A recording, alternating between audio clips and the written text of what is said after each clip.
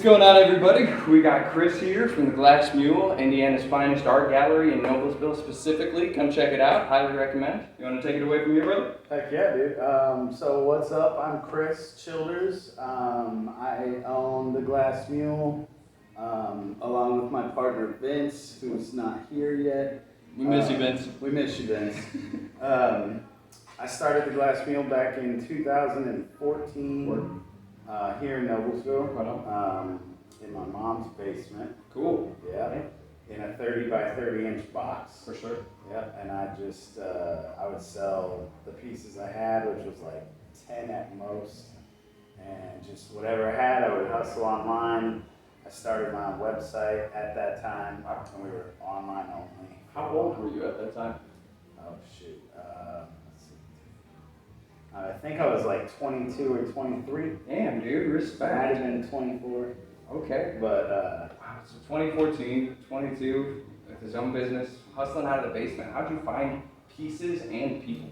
Okay, yeah, that's an interesting question. So basically, I was working 3 jobs, okay, right? And also doing my service for the cannabis industry, you know what I mean? Yep. And along that path, somebody introduced me to a guy in Bloomington who had started a company called Early Bird. Okay. And they designed and created silicone storage containers called butter blocks. Okay. Yeah, and he was a one-man show. He did all the work by himself, 100% design, production, packaging, sales, marketing, distribution, you name it, he did it all by himself. Wow. And so I took a lot of inspiration from that kind of work ethic. Yeah.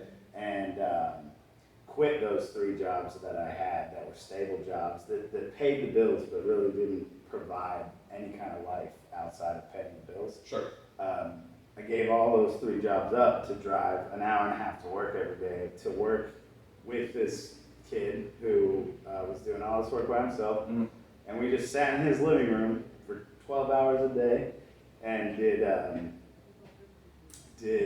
packaging. We just packaged butter blocks for 8, 9, 10, 12 hours a day, wow, every day of the week. And I did that for like 8 months until I was invited to my first trade show in the cannabis industry called CHEAH. Okay, yeah. It was in Colorado, and at that time, while selling, how you guys doing? Doing good. Feel free to look around. We're doing a little short podcast. Yeah, But, sure. whenever you're ready, just let me know and I'll help you out. All right, for sure, man. So Denver, Colorado, Champs Trade Show. Oh, yeah. It's 2015, and I was just there to help sell butter blocks. Okay. But during my breaks, I walked around and I realized, this is literally my place.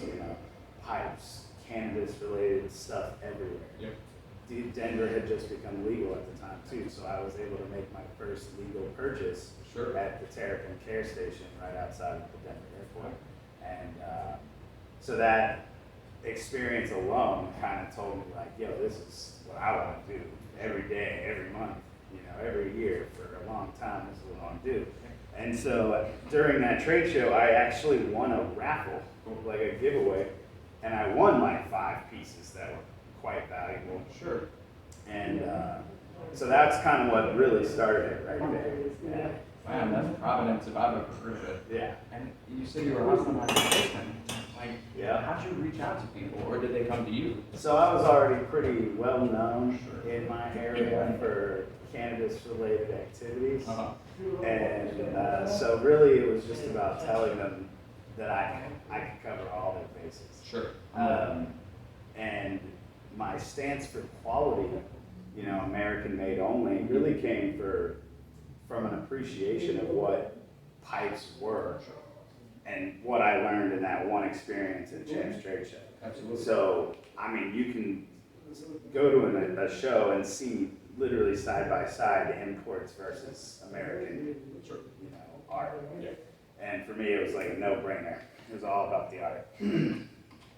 After the first show, I continued working with Early Bird. Okay. We developed like 7 brands, including Dabsketball, which is where you shoot your dab into your banger. We invented that, marketed it, branded it, got sued by the NFL and the NBA. And then ultimately just kind of grew a lot of exposure through that and through like basketball tournaments and sponsorships and just weird shit. I mean, I was on a High Times podcast with a 6-time NBA All-Star. Like, I remember that. yeah, talking and doing basketball shit. So Like 2019, right? I think it might have been like 2018. Oh my. Could have even been 2017. Shoot, I'm you know, yeah, my memory's gone. But yeah, overall, like the early bird brand and everything, all the time we put into it, did a lot of good for my exposure on a grand scale throughout the whole country. So, because we vended multiple trade shows across the country. So, yeah. As far as your personal experience, both in consumption and like, let's say the hardware or the pieces themselves, where's the line for you between, let's say, art and just a smoking piece? The line for me is production. Okay. So you can be an artist with apprentices, and you can be producing a style of a piece that you've kind of conceptualized, and this is your form, you know. Yeah. And so on that path, you're gonna end up producing that piece in clear and color, dual color, multicolor. Then you open the door for collabs if it's a style that other artists want to get in on, you know. So then that raises the value and individualizes pieces based on the collab, you know. Those are always going to be artistic. So for me, the line is production, like clear with color accents, or even sometimes one color of the same thing, different colors, you know, that's production. It's still art, but so I would say the line is clear production. Sure. And you said that the Glass Mule only stocks American-made products, correct? Yep. As far as the quality as a result of that, have you noticed an improvement, say, over something like a standard Chinese mold? So there is always going to be a wider range of quality. Okay. If you're going all American versus import, because I mean, import glass, while cheap and thin often, it is almost always uniform. Sure. Same exact thing every time, you know, chiseled edges, whatever. Yeah. But with an American artist, a lot of them are using their hands. They're not, I mean, some use a lathe, but a lot of them are using their hands to form every single piece to be the same. And you're going to get different heights and different widths and whatever. But there are also artists who have experienced, scientific glass blowing and are much more keen to using tools to be more precise, things like that. But yeah, to support all American artists, both well-known and up-and-coming, you have to deal with the differences that can come with that. So I see what you're saying. The human error carries itself into the artwork itself. Oh, for sure. Then, from what you've experienced here in Noblesville, let's say, we're in Indiana, so the culture and the community, as far as cannabis and hemp, is not really to its greatest capacity. Correct. We're almost 20 years behind. Correct. With what you've been seeing by and large, you guys are obviously in business and clearly successful. I mean, look at the place, man. What have you noticed as far as the shift in consumer purchasing? Yeah, so when I first started, having a shop, all-American pipe shop here in Noblesville was an absolute dream, because that was not a possibility or a reality. I've lived here since 2001. I've seen shops come and go in much less time than we've been just at this location. So, for a multitude of reasons. But for us, when we first started, I knew that I was not going to be able to sell pipes, expensive glass pipes like that, to anybody here regularly, right? So that's why we were all online first, to broaden our spectrum and stuff like that. And then in 2016, we moved to California to literally dive into the, banging cannabis industry in California, to where within a month of moving to California, I owned a delivery service, Cannabis Collective, and we vended at cannabis events and sessions and you name it, festivals, weed festivals in California every day for about 2 years until Prop 64 took over Prop 215 and made vending illegal. So we were still trying to vend, but I mean, we only sold glass. So, and we took your collected, like your patient information so that we could grow your 6 plants. And provide them to you throughout the delivery service. And thereby security vending. Yes. Gotcha. But at the events, we only sold glass. So our concern when the police would come and say, hey, you guys have 20 minutes to leave, is, well, we just probably should get out of here in 20 minutes to avoid any issues. We weren't going to be in trouble at all in any way. But it did prohibit us from making money how we were making money in 2017. So, so we moved back and had to shoot our shot here. And the first 3 years from 2017 to 2020, we were set up inside a tattoo shop. I was approached by Bill Levin and Alicia and Brandon from Light Matters Promotions, and they asked for my just advice on throwing an award show, because I have been to a few nicer ones, or at least a few well-known ones. For like, I've done 3 for Dope Magazine, and I've done a couple of not like done, but I've been to a few others within Canada or the trade shows that I go to. They usually have shows, award shows and such.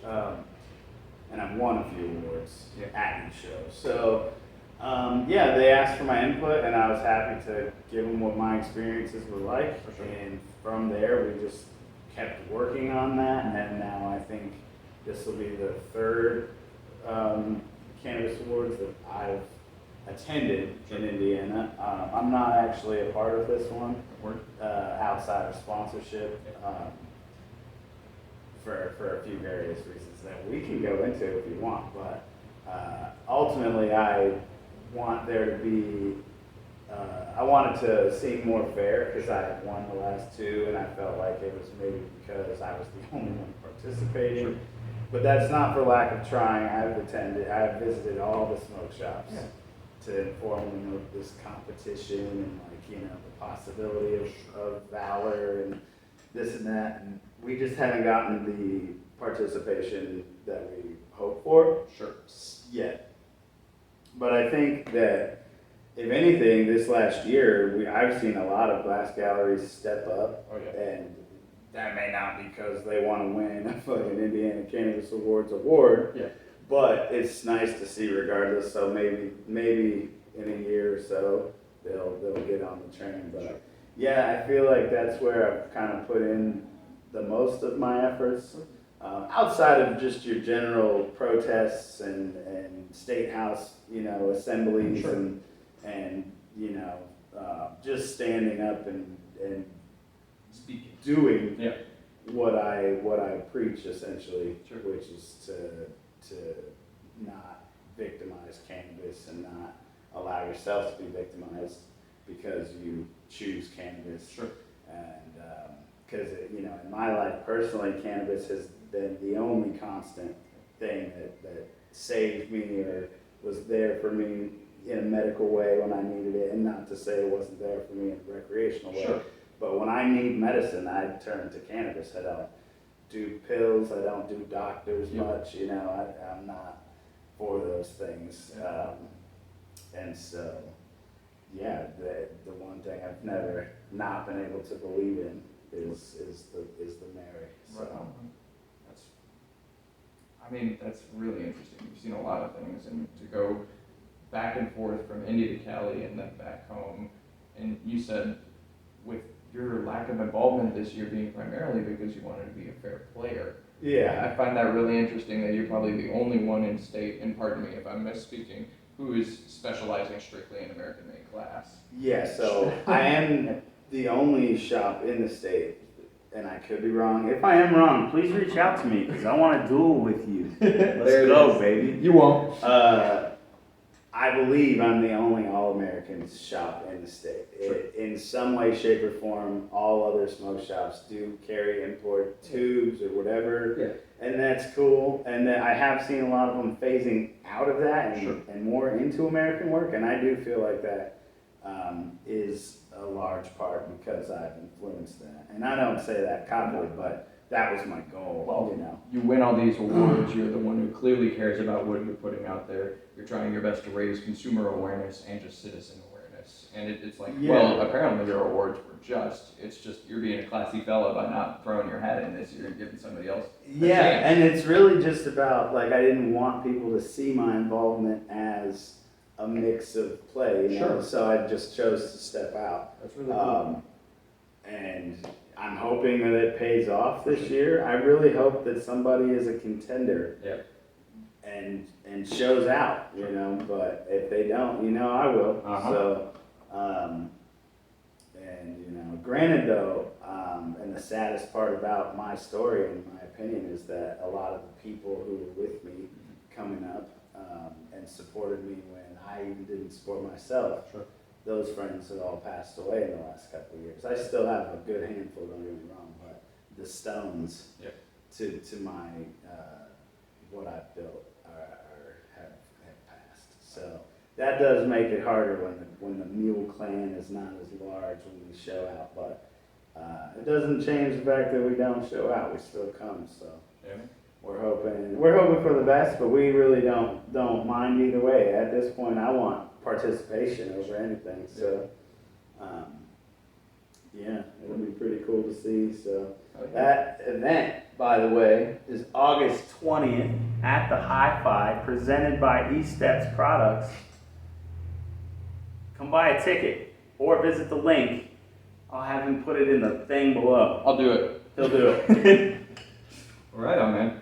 Really appreciate you taking all this time. I know, clearly you're doing well. We've had multiple friends walk in with us, and it's great to see, man.